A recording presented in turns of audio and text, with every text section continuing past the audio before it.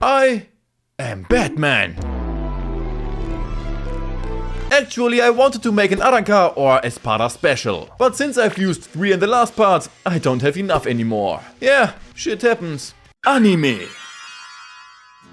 The Espadas were not only because of the absolute sick soundtrack popular as fuck, but they were also interesting too, with Brooke's father, Thousand Eyes Restrict, or my 2 last brain cells who made themselves independent. However, there are 3 Espadas that are most popular. The most relaxed of them all, Stark. The most brutal of all, Grimmjow. And of course our emo boy Ulquiorra. Even today people argue whether Ulquiorra would really still be number 4, although he had the Segunda Etapa in which he was goddamn epic.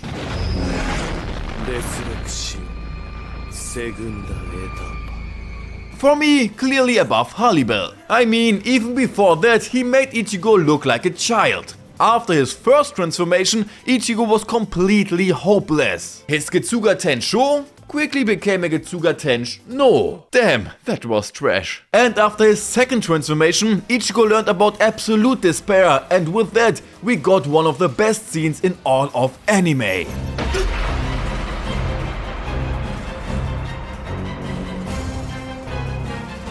Ichigo was so fascinated about Ulquiorra that he even cosplayed him, and Ulquiorra was allowed to shoot the hole in his chest personally. All the while Urihime tried to cure that little wound, Uryu had to distract Ulquiorra so that he doesn't get bored so much. In the process, Uryu's arm was burned and his sleeve was torn. But it won't be boring anyway, since Urihime uses Sakura's secret jutsu to bring Ichigo back in boss mode.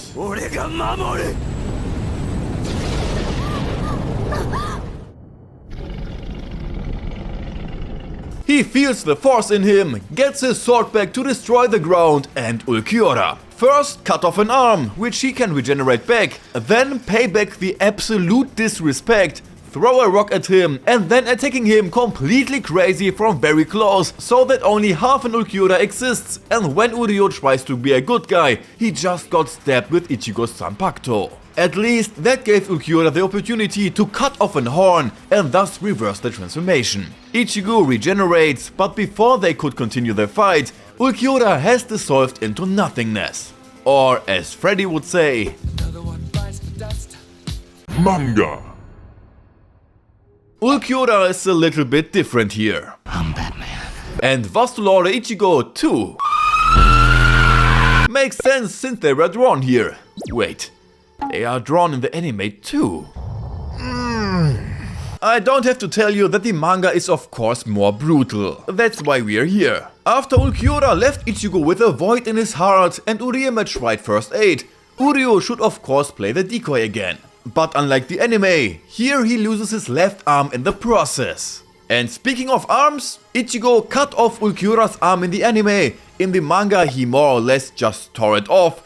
But unlike the anime, Ichigo was here an absolute savage and doesn't throw a rock at Ulquiorra, but the arm he tore off of Ulquiorra. Bro, imagine getting thrown off with your own fucking arm as a distraction. Oh yeah, and the fights in the Bleach anime were also sometimes extended a bit. And the same goes with that fight. And most of the time, the animation team did an absolutely awesome job. Just like in this fight. Because it's missing in the manga, you can already guess, Ichigo's revenge to catch Ulquiorra off guard from the side.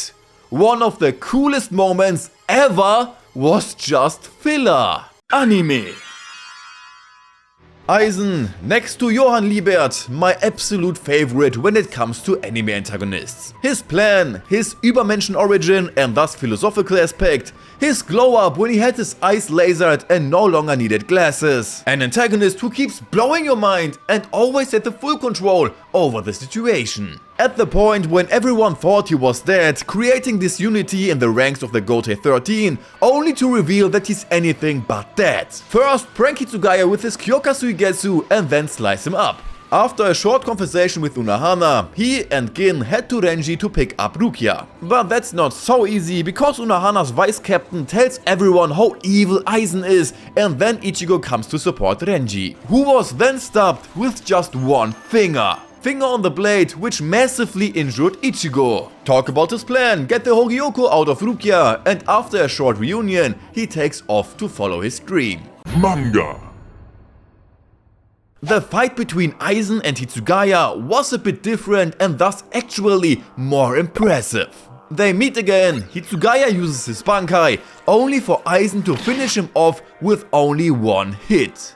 Completely without using his Kyoka-Suigetsu, which is a lot more impressive. To let another captain absolutely no chance at all in his Bankai without even using his Shikai. This immediately makes you realize that Aizen is in a whole different league. Tell Unohana about his ability, and once again in the fight against Renji and Ichigo, Aizen uses the when in doubt, pinky out. But with the difference that he also put his finger down again, but we can actually see that Ichigo isn't injured in a mysterious way, but that he was cut by Aizen. Before I've read the manga, I've always thought that he somehow did that with his finger. I live my whole life with a lie. Anime. When Rangiku and Hinamori teamed up to fight Haribel's 3 subordinates and pretty much beat them up, they couldn't help but transform and summon the dreaded monster Aion. For that, the arms of the 3 light up, and with a beam they fuse to summon Aion, who doesn't wait at all and instantly injures Rangiku badly on the stomach, so that she has to be healed and can hardly breathe because of the fractures. Break all of Hinamori's bones with just one punch too. Then continue with Hisaki, who can hold himself a bit better, but is also far away from winning. He even gets to know the pain Goku had to take against Monkey Mode Vegeta and gets crushed. The kids can't do it, so the boss does it himself, who easily defeats Aion. Manga. You are eating right now. Perfect! Because here they don't use a light show for the summoning of Aion, but they all tear off their left arm, throw them together, so that they fuse to the ultimate dragon. No, of course they fuse to Aion. I just wanted to provide a little variety. Aion is active again and of course wants to play. And what is the best way to play if not to completely rip out a whole piece of Rangiku's belly? Imagine you are jogging and get those side stitches. This must be at least 10 times as bad. At least! Then Aion holds the piece of Rangiku in his hand! Again, this is censored for a Shinigami, but not for an Arrancar. In the fight between Ikkaku and Arrancar number 13, Eduard Leones, Ikkaku also ripped off his enemy's side, which was also shown in the anime. So, a little bit censored, but still. And the rest then goes as usual. Punch Hinamori, use Hisaki as a rubber duck, and get destroyed by the epic old man. Anime.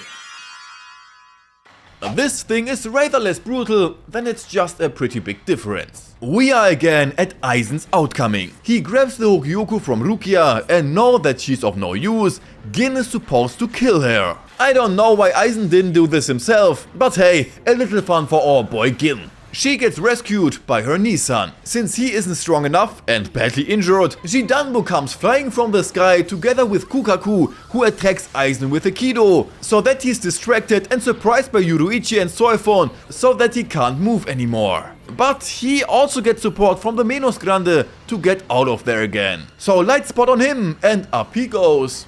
Manga. The big difference is that after Byakuya rescued his Nechan, first Yuruichi and Soifon come by, Aizen then got reinforcements from the other 3 guards, who weren't seen at all in the anime, but then they are intercepted by Jidanbo and Kuukakus, where Kuukakus attacks them with a Kido and Jidanbo with a fist. The rest continues as usual. Aizen leaves, the others first had to process what just happened. Only that here's nothing about the 3 guards too. Jidanbo did point out that Aizen must have done something to them, but after that short appearance, they just doesn't show up again. Of course did Aizen manipulate them with his Kyoka-Suigetsu, but it would be quite nice if there were at least a short interaction between these 4 guardians. Anime. Grimmjow is one of the coolest, but also one of the most brutal characters. Since the first time he fought Ichigo, he only wanted to fight him. Like a predator, he chose him as a prey and wouldn't let go until he killed him. Sad that he was the prey at the end. In the first fight, we saw how brutal he can be. Although one of his arms was cut off as a punishment. Yeah, sacrifices have to be made after all. And since Urihime healed him again, he could turn the new number 6 Luffy into Rin and then with its Zero also into Armin. But Grimmjow is a man of honor and gladly pays back his debt. And with that, we get to the scene of which you all surely remember. The scene when Urihime gets abused by Menoli and Loli. I mean, those two were already very annoying before that, but they absolutely went too far with that. These jealous peeps should rather go into the chamber. Okay, actually only Loli was the bad one. Menoli just tried to be scary and, well, didn't make it. Loli didn't either, even when she slapped Urihime and pulled her up by her hairs. But then Grimmjow comes by through the wall instead of just taking the entrance that is right next to him, apparently have turned off the lights, slaps Loli, rows Meloni's upper body with her own Zero, then goes to Loli again, only to scare her. Then a kick in the face and Urihime is taken away. But before they go, Urihime heals Loli completely as well as Meloni, who's quite burnt. Manga. Grimmjow got also punished here, gets healed again and wanted to test his new old arm on Luffy. Only that we can see the arm coming through Luffy and that he was only a lower body after the Zero. But that was only slightly different. So we come to Loli and Meloni's visit to Urihime, where they beat her up off screen, which is somehow more powerful because we can only imagine what they did to Urihime to make her look like this now. Then Urihime was pulled up by the hair and punched once more. Time to shine for the savior. Grimmjow joins in, who this time hasn't made a hole next to the door, but has destroyed the door. He then kicks Loli first, so that he can give Meloni a taste of her own Zero as well, and then he goes back to Loli again. Only this time she's not getting scared, and she also doesn't get just kicked. But Grimmjow grabs her leg and rips it out! Then another kick so that she's finally silent. And before he leaves again with Urihime, she heals Loli's leg and then also Meloni, who really looked if she was wasted the whole weekend. Anime. Kuukakus was just briefly in this video. She didn't make much of a difference in herself, but she was already in it. Unfortunately, we don't know exactly how she lost her arm, which she replaced here with a prosthesis. Manga. Kuukakus doesn't have a prosthesis here, she's just missing the arm and she can handle it. Body positivity at its finest. And yeah, that's it. So that's it guys, these were 6 differences in the Bleach manga. Part 2. One more part will definitely come and perhaps a part about the new saga. But they don't really censor there anything, so that will be quite hard. But that's it again from me, we'll see us next time, so take care my friends.